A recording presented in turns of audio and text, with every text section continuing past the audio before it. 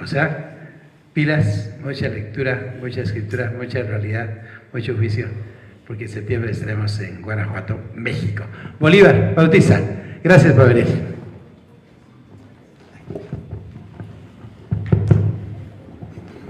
Buenas noches. Gracias, Jaime, siempre me llena escucharlo, Jaime. Si todavía está la cuenta de la luz esperándolo, ¿no?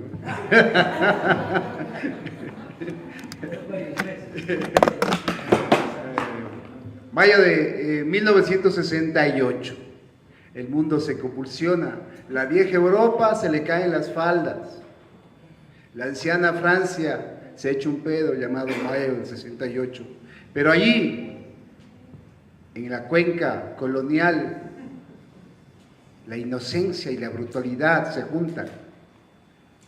La inocencia no sabe que dentro de sí lleva el ADN de 1000 años de historias. Cuando pare, la inocencia piensa que es porque comió mucho limón y porotos. Le dicen que es un cabezón y ojón. En lo cabezón acertaron, en lo ojón no. Creció este ser en medio del campo, en una montaña grande, y le acunaron las canciones, y le acunaron las historias, y un fogón grande, estos fogones antiguos, hechos con 3 piedras, donde las viejas manos sarmentosas de la abuela equilibraban 3 ollas de barro. La sopa de sambo con papa y pepa de sambo, unas papas grandes, tan grandes como sus manos, y el mishquiapi. Y mientras ibas comiendo, la voz del viejo abuelo ciego, que iba masticando un gran ají rocoto y comiendo mote con cáscara, iba desgranando sus historias. Tantas veces se meó en la cama del miedo por las historias de los fantasmas, de los diablos, de los cucos, del duende, del gagón, de la bruja. Cuántas veces sonrió y soñó con nueva vida. Cuántas veces descubrió en las montañas grandes gigantes caminando, subiendo con las almas a cuestas. Cuántas veces se metió en los huecos buscando el mal viento, y fue creciendo. Y la pelea en su cabeza fue entre la tele y blanco y negro que tenía el abuelo de la ciudad, y las historias que se desgranaban en las noches del abuelo de San Miguel. La tele en blanco y negro, el abuelo de la ciudad había puesto un vidrio verde para que sea de colores. Entonces era blanco, negro y verde, se veía ahí. Los hijos mecánicos habían hecho un descubrimiento tecnológico impresionante. Habían descubierto que el playo sirve para cambiar canales. 4 canales. Y el himno nacional, que cuando sonaba el abuelo se paraba, se sacaba el sombrero y lo cantaba a voz en pecho. La escuela cobijó a este ser. Y ahí también empezó otra lucha, porque había que poner en un pedazo de papel las ideas, los pensamientos, los sueños, las imaginaciones, las locuras, las inocencias. Descubrí el libro, pero no podía creer que el libro encerrara tantas historias, y buscó miles de maneras de ir arrancando, de hacer una gran hilo, una gran maneja, y metérselo en la cabeza para que su cabeza teja nuevas cosas. Y tal vez eso fue el error. Abrazó el libro y soñó con él 1, 2, 3, 14, 15, 20, 25, 30 años. Pero a pesar de eso, su vida, su triple cerebro, su brutal cabeza, tenía tiempo para seguir contando, para seguir escuchando.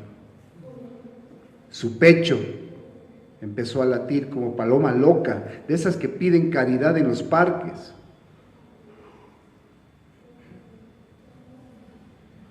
Y ahí, jugando al papá y a la mamá, fue conociendo lo que es el amor de verdad, ese amor físico de aruñazos, de puñetes, de jaladas de pelo, que comiéndose las tortitas de barro te ganabas besos secos de las primas, de las vecinas, de las amigas. Que una vez a los 11 años, sin saberlo y queriéndolo, debajo de la grada, descubrió lo que es el sexo, la lujuria. A los 15 años, el viejo cuentero, el abuelo ciego, se fue.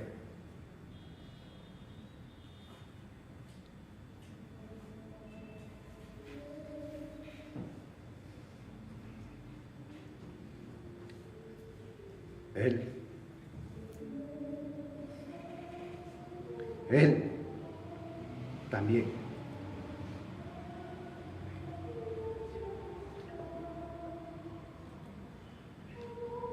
Se perdió en la hormona, se perdió en la locura, se perdió en la dura y la pía madre de su cerebro. Abrazó los fantasmas, abrazó el lado oscuro y no de la fuerza, sino del pensamiento brutal que su cabeza inmensa hilaba cada noche. Mezclaba todas las historias de los abuelos, de los libros y creaba nuevas.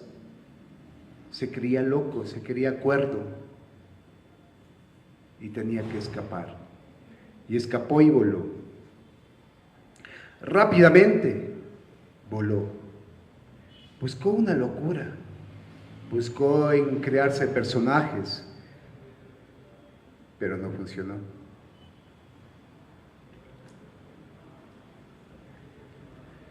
Y de pronto descubrí en el cuento que le volvió a contar su abuelo en los sueños, en el cuento del río enchocolatado que estaba bravo y había que cruzar por un puente de piedra viejo, de piedra y madera, había que cruzar. Ese rato recuperó la palabra y ese rato volvió a ser niño.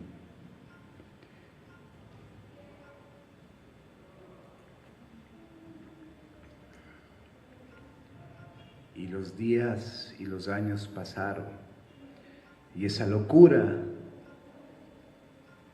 fue saliendo hacia afuera y envolviendo a más gente, a más locos que él, a más idos. Y cada vez que contaba un cuento era un descubrimiento, era una afirmación, era una advertencia, era un castigo, era una condena, como a la pobre caperuza que se comió el lobo, pero en realidad sí se la comió. No hubo leñador que la salve. Ese es el cuento verdadero. O como el visir que perdió la cabeza por dar un mal consejo. O como el viejo Juan que vendió su alma al diablo y a pesar de arrepentirse y regalar toda su fortuna, vino el mismísimo diablo en un caballo flaco y le fue jalando, arrastrando del ataúd a cumplir su castigo eterno. Y aún en su cabeza de niño descubrió que los cuenteros tienen color. Hay cuenteros rojos y hay cuenteros púrpuras. Hay cuenteros negros, hay cuenteros descoloridos. Y también la palabra lo fue transportando y llevando. Y lo fue enfrentando a la vida y al mundo. Y a pesar de todo, a pesar de nada, está aquí contando.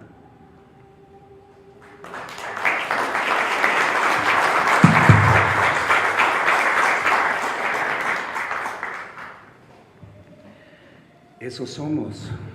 Nosotros vimos nacer a Dios, nosotros vimos nacer al hombre, vimos cómo el hombre hizo la primera fogata, Vimos cómo el hombre empezó a amar.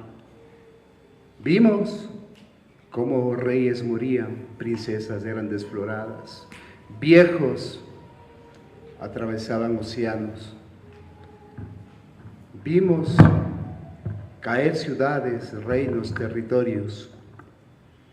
Somos y estamos en todos los cuentos. Somos los testigos de la vida. Somos los que siempre decimos, había una vez.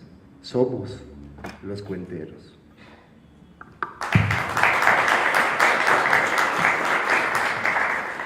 Y es necesario para ustedes que les encanta el arte de descubrir cosas maravillosas, juntando trozos de libros y creando teorías magníficas sobre oralidad, oratura, oraliteratura.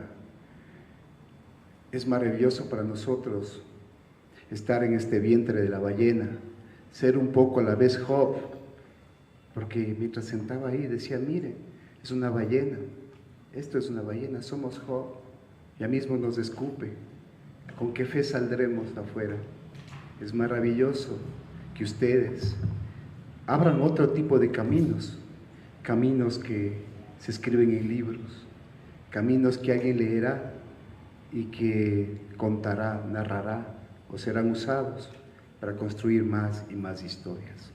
Todos somos historias, yo soy historia, ustedes son historia. Es importante mantener mi historia, mi microhistoria. Por eso he contado mi vida en un cuento. Por eso podemos contar un pueblo en un cuento. Es importante de dónde viene, en dónde está, a dónde va, por qué está parado, quién es su abuelo, quién fue su abuela, cómo fue el olor de su casa a los 5 años. ¿Sabe cómo es el olor de la tierra mojada? O el olor de una pared de adobe encalada que es mojada. Lo puedo oler a ratos no. El olor de la teja. El olor del huevo frito que le hace su mamá. Somos importantes, cada uno de nosotros, porque cargamos una historia que se teje aquí, en este momento, en este vientre de ballena. Somos importantes porque nosotros construimos la historia grande, esa historia que nos enseñan en las escuelas. Somos importantes porque ustedes tienen una calle que dicen la calle roja, ¿no? O la colorada. La calle colorada, y cuando me contaron el porqué, se me hizo un nudo en la garganta. Somos importantes. ¿Cómo llegué a creer en esto? Porque hace 2 años en mi pueblo Quito, celebraron los años de la independencia, el bicentenario, y alrededor del Museo de Cera, donde están los patriotas, pusieron siluetas de sangre y dijeron que eran también el pueblo que se había entregado y había ofrecido su sangre para liberar a los patriotas, y todas las calles de la ciudad vieja estaban llenas de esas siluetas de sangre caídas, heridas. ¿Quién fue esa silueta de sangre que cayó frente al palacio? ¿Quién fue esa silueta de sangre que está al lado de una iglesia? ¿Quién fue cada una de esas personas? Ellos construyeron historia. Por eso somos importantes, porque al estar aquí en el vientre de esta ballena, estamos construyendo historia. Y eso es lo que propongo, eso es lo que proponemos los cuenteros: construirnos, contarnos y crear una historia mágica, ensoñadora, una historia que será contada hasta por el último hombre parado en este planeta. Muchas gracias, buenas noches. Gracias, Bolívar. Bueno, y con ello vamos a dar la parte final de esta lección inaugural de la maestría en etnoliteratura, 14ª corte.